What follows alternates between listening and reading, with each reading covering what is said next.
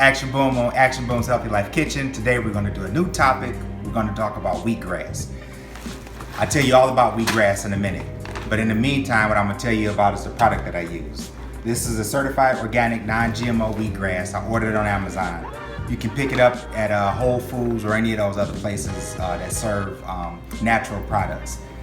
This is also winter red wheat berries.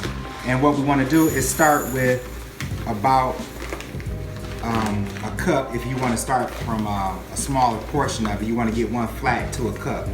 I'm going to do 4 cups because I'm going to fill up 4 flats. This right here is the day 1 process. So day 1 process is really simple.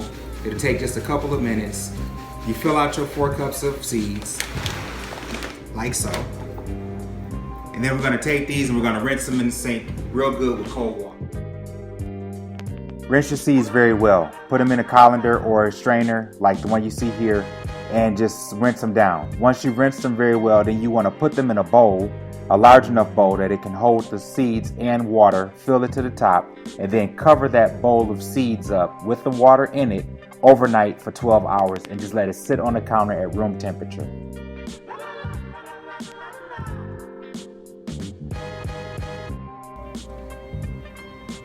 So it's day 3, and every morning I take these seeds in this colander and I wash them really well, and then I put them back on the counter with the bowl on it uncovered. And as you can see, this is the 3rd day and I'm already starting to get my sprouts on here. So those little white sprouts are what you're looking for. So now that you see these little white sprouts on your seeds, you can take these and now start to plant them. And once we plant them, it'll take about another 5 to 6 days before we actually start seeing them to a point where we can actually harvest it. Okay, so now we're ready to start planting. We're going to plant these on paper towel. I'm not using dirt this time.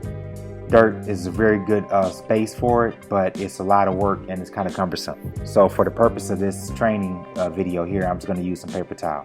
Line your pan with paper towel, fold it nice to fit, and then you want to rinse your paper towel down, just make it a little damp so that you can have your seeds actually stick to the paper towel when you plant them down.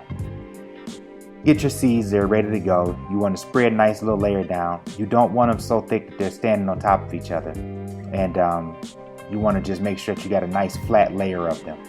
And you want to cover your paper towel with them. So after you get them down nice and even, you just take your hand, smooth them around, and make sure that they're nice and flat. Like I said again, you don't need them stacked on top of each other. And to be honest with you, I probably got too many going on in this video right here. But want to just give you an idea of how to do this. Once you get them all down where you need them to be, you take this now and you go and rinse this in the sink just to soak these down again, because now you're almost set for this pan. Get your sprayer on cold water and just spray these down. Now remember, when you're doing this on paper towel, that paper towel is really absorbent, and so it's going to hold a lot of water. You don't want this to be soggy, you want it to be moist. So just spray it down very lightly. So now your seeds are all soaked down and you're ready to start growing them.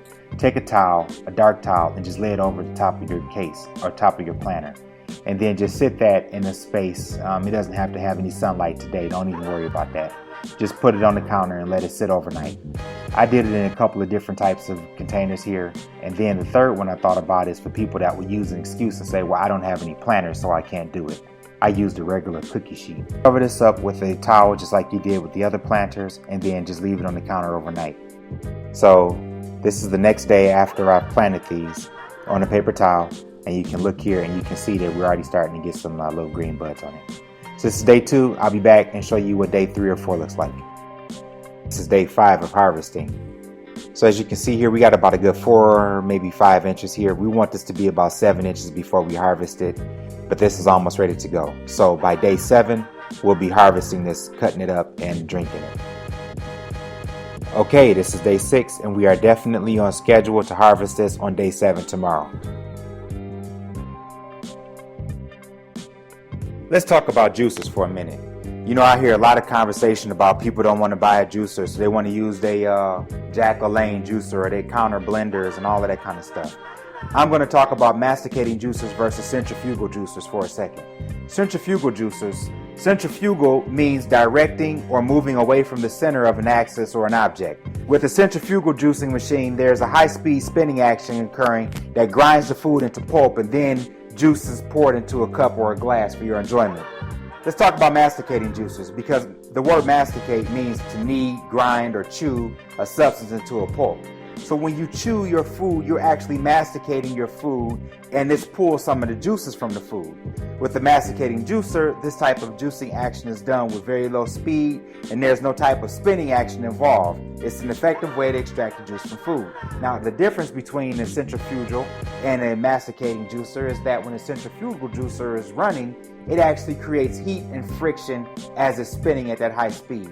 That heat and friction breaks down the enzymes and the amino acids and the nutrients in your juices before you even get a chance to drink them, which means that you got to drink them right away because they're losing potency as they're spinning in that container. Masticating juicers typically have a horizontal design in which a tube containing the auger extends out of the motorized base. Pieces of fruit and vegetable are then pushed down into the top of the tube, and they are crushed and squeezed by the auger.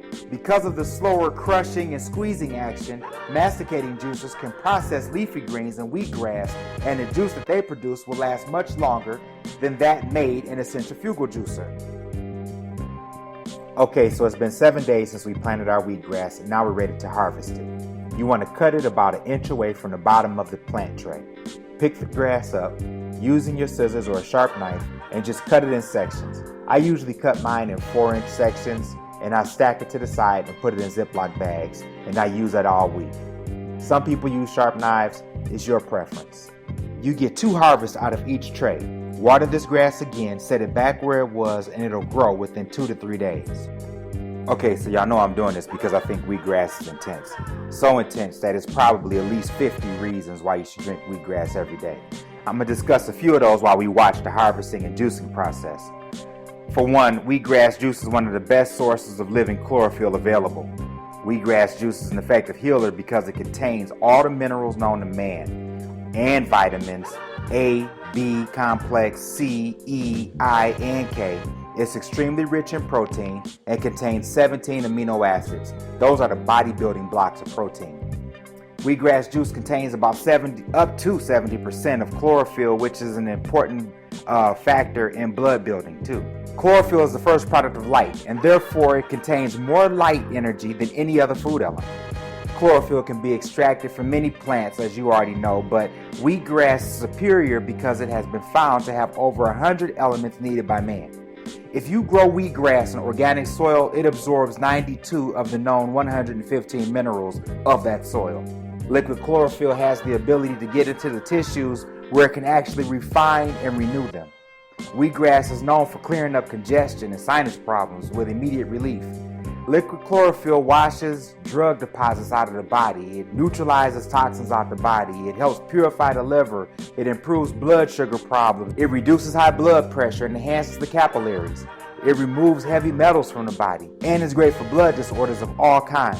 Wheatgrass is also a superior detoxification agent compared to carrot juice and beet juice and other fruits and vegetables because 1 ounce of wheatgrass juice equals 2 pounds of produce nutritionally.